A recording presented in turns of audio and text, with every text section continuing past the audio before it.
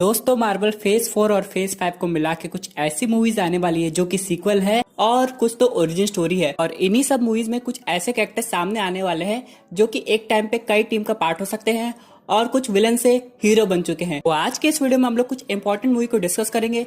इन सब के अलावा डॉक्टर स्ट्रेंज 2 के बारे में कुछ इंपॉर्टेंट अपडेट जानेंगे। तो दोस्तों कंप्लीट वीडियो को स्टार्ट करने से पहले आप लोग कर दीजिए वीडियो को लाइक और कमेंट कीजिए अपने फेवरेट सुपर हीरो का नाम। साथ ही साथ जो लोग मेरे चैनल पे नए आए हैं हमारे चैनल को सब्सक्राइब करके हमारी कॉमिक बुक टॉक्स फैमिली का हिस्सा बन जाइए। तो सबसे पहले हम लोग बात करते हैं कैप्टन मार्वल 2 की। आप लोग को मैं बताना चाहता हूँ कि इस मूवी की वजह से एक नई सुपर हीरो टीम फॉर्म हो सकती है जिसका नाम होगा एवेंजर्स ए फोर्स। हम लोग ने एवेंजर्स इन्फिनिटी वॉर में देखा था कि कैसे सारे फीमेल सुपर हीरोज एक साथ मिले थे थैनोस से फाइट करने के लिए। इन सब के अलावा सिर्फ एक सुपर हीरो को हम लोग मिस कर रहे थे जो कि है ब्लैक विडो। अगर वो इस समय होती तो वो इस टीम को लीड करती, लेकिन अब ये चांस आ गया कैप्टन मार्वल के पास। इन सब के अलावा यहाँ पे बहुत सारे कैरेक्टर्स ऐसे हैं जो अभी तो टीवी सीरीज में हम लोग को दिखाए जा रहे हैं लेकिन बाद में इस मूवी में भी आ सकते हैं। सबसे पहले कैरेक्टर की बात करते हैं जिसका नाम है मोनिका। आप लोग इसे सुपर हीरो स्पेक्ट्रम के नाम से भी जान सकते हैं। ये कैप्टन मार्वल 1 मूवी में थी जो कैरल डैनवर्स की बेस्ट फ्रेंड की डॉटर थी। अब ये बड़ी हो गई है और ये वांडा विजन टीवी सीरीज में आने वाली है। यहाँ पे एक और सोलो टीवी सीरीज आ रही है मिस मार्वल की जो कि कैप्टन मार्वल की बहुत बड़ी फैन है। यहाँ पे अगर कैप्टन मार्वल अर्थ पे वापस आती है तो हो सकता है कुछ समय तक ये कैप्टन मार्वल और स्पेक्ट्रम एक साथ काम करे। अगर अगले मूवी की बात करें तो उसमें ऐसे दो कैरेक्टर हैं जो कि पहले 2 पार्ट में थे लेकिन अब जाके उनका रोल और इम्पोर्टेंट होने वाला है। मैं बात कर रहा हूँ guardians of the Galaxy volume 3 की। इस मूवी में नेबुला का इंपॉर्टेंट रोल होने वाला है क्योंकि जो 5 years का टाइम गैप था इसमें नेबुला काफी ज्यादा सुधर गई है और रॉकेट रैकून और नेबुला काफी अच्छे दोस्त भी बन गए होंगे। इन सब के अलावा वो जब गमोरा को खोजेगी तो काफी ज्यादा स्किल्ड हो गई होगी क्योंकि उसने स्पेस में काफी ज्यादा सफर किया है। यहाँ पे हम लोग को कोई कॉस्मिक एंटिटी देखने को जरूर मिलेगी। अगर हम लोग पार्ट 1 और 2 की बात करें तो हम लोग को 2 टाइप की एंटिटी देखने को मिली थी। सबसे पहले एल्डर जिसका नाम था कलेक्टर जो कि काफी रेयर चीज कलेक्ट करता था जिसे बाद में थैनोस ने इन्फिनिटी वॉर में मार दिया था। उसके बाद एक सेलिशियल जिसका नाम है ईगो द लिविंग प्लांट। लेकिन हो सकता है आगे जाके हमें कोई और बड़ा सेलिशियल दिखाई दे जो कि फाइट करे इन लोग से या फिर इन लोग की हेल्प करे। यहाँ पे एडम वो लोग तो आ रहे ये तो कंफर्म है, लेकिन हम लोग को सेलेशियल्स का भी इंतजार रहेगा क्योंकि इटर्नल्स मूवी में उन लोग को ओरिजिन और पूरा डिटेल दिखाया जाएगा कि कितने टाइप के सेलेशियल्स एग्जिस्ट करते हैं मार्वल सिनेमैटिक यूनिवर्स में। तो आगे जाके अगर ये सब फाइनली रिवील हो जाता है तो वॉल्यूम 3 में कोई नया टाइप का सेलेशियल हम लोग को देखने को मिलेगा। और ये मूवी इसलिए भी इंपॉर्टेंट है क्योंकि इसमें थॉर है और ये मूवी डायरेक्टली कनेक्टेड होगी थॉर 4 से। और अगर ऐसे ही स्पेस में ट्रेवल होता रहा तो कभी ना कभी इनका सामना सिल्वर सर्फर से हो जाएगा और सिल्वर सर्फर से सामना मतलब डायरेक्टली गैरेक्टर से सामना होना। अगली मूवी की मैं बात करूं तो वो है ब्लैक पैंथर 2 जिसमें स्पाइडरमैन से रिलेटेड एनिमी भी आएंगे और उसके फ्रेंड भी आएंगे। अगर मैं बात कर रहा हूँ क्रेवन द हंटर की तो क्रेवन द हंटर का ओरिजिन वकांडा से ही होगा।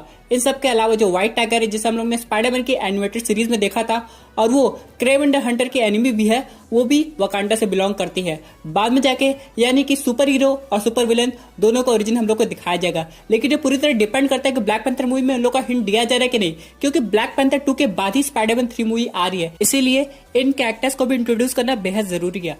अगर हम लोग व्हाइट टाइगर की बात करें तो हो सकता है आगे जाके ये शूरी के साथ टीम अप करे या फिर वकांडा से हट के ये मेन सिटी में आ जाए और स्पाइडरमैन के साथ एक नई टीम फॉर्म करे। अब यहाँ पे अगर स्पाइडरमैन होम रन पे है तो हो सकता है उसे कुछ ऐसे सुपर हीरो हेल्प करे जिनका ओरिजिन उसी मूवी में दिखाया जाए या फिर ब्लैक पैंथर 2 मूवी में दिखाया जाए। और उनमें से एक है व्हाइट टाइगर क्योंकि व्हाइट टाइगर स्पाइडरमैन की बहुत अच्छी दोस्त भी बन जाती है आगे जाके। इस सुपर हीरो में और क्रेवन द हंटर में एक बार फाइट भी हो चुकी है, लेकिन अब ये देखना है कि अगर ये फाइट वकांडा में होती है तो ब्लैक पैंथर इन लोग के बीच में आएगा कि नहीं आएगा, या फिर अगर ये फाइट सीधे शहर में होती है तो इसका रिजल्ट क्या होता है। वैसे अगर हम लोग ऑल टुगेदर इस मूवी की बात करें तो इन लोग का स्क्रीन टाइम उतना नहीं होगा। हाँ, एक रेफरेंस एक इंट्रोडक्शन हो सकता है, लेकिन पूरी की पूरी मूवी फोकस होगी ब्लैक पैंथर पे और नेमर पे। अगली मूवी की बात करें तो वो है एंटमैन 3।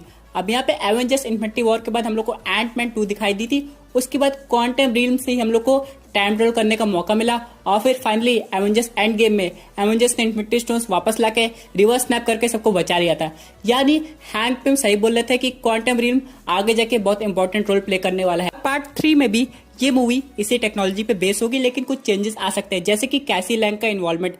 एवेंजर्स एंड गेम के टाइम जंप के बाद कैसी लैंग बड़ी हो गई है और यहाँ पे अब स्कॉट लैंग को और बाकी लोग को इसे ट्रेनिंग देनी है कि नया एंटमैन कैसे बना जाए।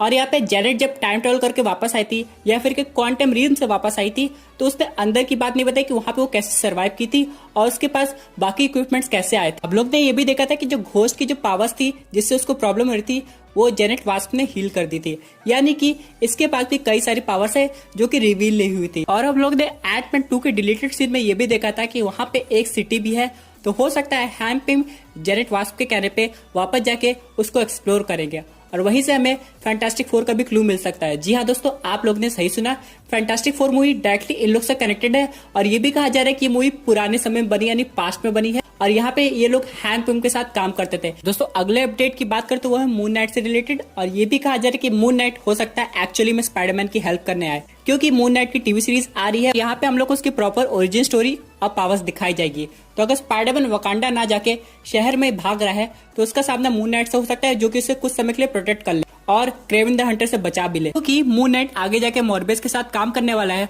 और मॉर्बियस डायरेक्टली कनेक्टेड है स्पाइडरमैन से, इसलिए ये तीनों का कनेक्शन एक इंपॉर्टेंट हिंट बन सकता है। स्पाइडरमैन 3 में इन तीनों का इन्वॉल्वमेंट एक साथ हम लोग को दिखाई देगा। ये दोस्तों बात करते हैं अपने अगले अपडेट की, जो कि रिलेटेड है डॉक्टर स्ट्रेंज 2 से। यहाँ पे जब ये पार्ट 1 मूवी आई थी तो यहाँ पे हम लोग को डोरमामू दिखाई दिया था, यानी कि जब पार्ट 2 आएगी तो इससे विलन की एक्सपेक्टेशन काफी ज्यादा बढ़ जाएगी। इसका मतलब ये है कि कोई ऐसा कैरेक्टर आना चाहिए जो कि डोरमामू से भी काफी ज्यादा पावरफुल हो। वैसे आप लोग को पता है ये जो एक्टर जो डॉक्टर स्ट्रेंज का रोल प्ले किए थे वो आगे जाके डोरमामू का कैरेक्टर भी पोर्ट्रेट किए थे। कमाल की बात है ना।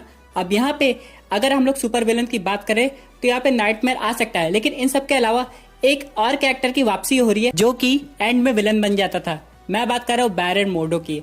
अब यहाँ पे हम लोग देख सकते थे पार्ट 1 मूवी में कैसे ये डॉक्टर स्ट्रेंज को ट्रेनिंग देता था एंशिएंट वन के साथ, लेकिन ये हमेशा डॉक्टर स्ट्रेंज को वार्न करता था कि टाइम स्टोन का यूज मत करो, इससे अलग अलग रियलिटी खुल सकती है और बाद में तुम्हें टाइम स्टोन का यूज करने का पछतावा भी हो सकता है। लेकिन डॉक्टर साहब ने ना सिर्फ पार्ट 1 मूवी में इसको यूज किया डोरमामू के अगेंस्ट, बल्कि एवेंजर्स इन्फिनिटी वॉर में इससे आगे के फ्यूचर देख लिया, यानी कि पूरी की पूरी एवेंजर्स 4 ही देख ली।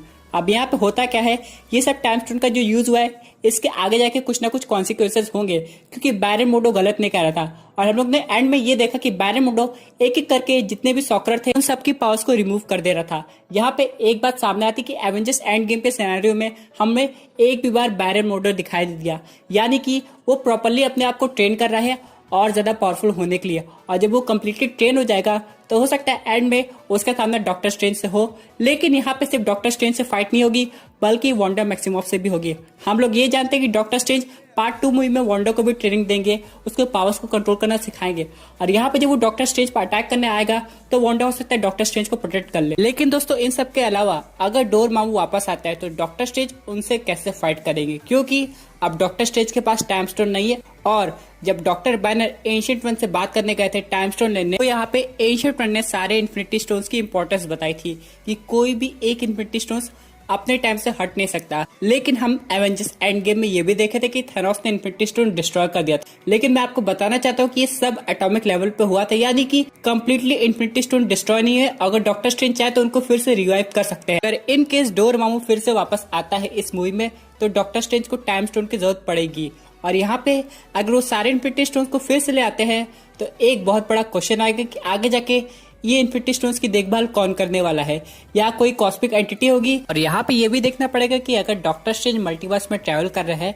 तो उनका सामना एंशिएंट वन से हो सकता है जो कि दूसरे मल्टीवर्स की बिलोंग करती हो, क्योंकि यहाँ पे आगे जाके उनकी हेल्प की जरूरत पड़ेगी। क्या आप लोग जानते हैं एवेंजर्स इन्फिनिटी वॉर में डॉक्टर स्ट्रेंज थेनोस को उसी तरह मल्टीवर्स में ट्रैवल करवाने वाले थे जिस तरह एंशिएंट वन ने उनको करवाया था। तो अगर ऐसा कुछ होता तो यहाँ पे थेनोस डायरेक्टली लिविंग ट्रिब्यूनल से भी बात करता। जी हाँ दोस्तों, लिविंग ट्रिब्यूनल का अपीयरेंस होने वाला था एवेंजर्स इन्फिनिटी वॉर में, लेकिन वो सीन हटा दिया गया। अगर हम लोग लिविंग ट्रिब्यूनल की पावर्स की बात करें तो ये रियलिटी को चेंज कर सकता है और मल्टीवर्स में ऐसा ही होने वाला है कि अलग अलग रियलिटी कोलाइड हो जाएगी या फिर इधर की उधर होने वाली है, इसलिए इसका अपीयरेंस होना बेहद जरूरी है क्योंकि फाइनली डॉक्टर स्ट्रेंज की हेल्प यही कर सकते हैं मल्टीवर्स को ठीक करने में। यहाँ पे दोस्तों ये भी देखना है कि वांडा के रियलिटी क्रिएशन की पावर कितनी ज्यादा है, क्योंकि हम लोग ने ट्रेलर में देखा थी कि विजन को तो क्रिएट करती है, उसके अलावा जो उसके सर पे एक इन्फिनिटी स्टोन है जिसको हम लोग माइंड स्टोन के नाम से जानते हैं उसको भी बना लेती है, यानी वो बहुत ज्यादा पावरफुल हो गई है और उसके पास कैपेसिटी है पूरे के पूरे 6 इन्फिनिटी स्टोन्स को बनाने की। और अगर ऐसा हो जाएगा तो बहुत ज्यादा दिक्कत हो सकती है मल्टीवर्स में। यहाँ पे दोस्तों एक और अपडेट आई है जो कि रिलेटेड है falcon and the winter soldier की टीवी सीरीज से। इसमें यह कहा गया है जो कि एक्टर उन्होंने जब शूटिंग की थी तो वो बोल रहे थे कि ऐसा लग रहा था वो कोई टीवी सीरीज की नहीं बल्कि कोई मार्वल फिल्म की शूटिंग कर रहे हो। वहाँ पे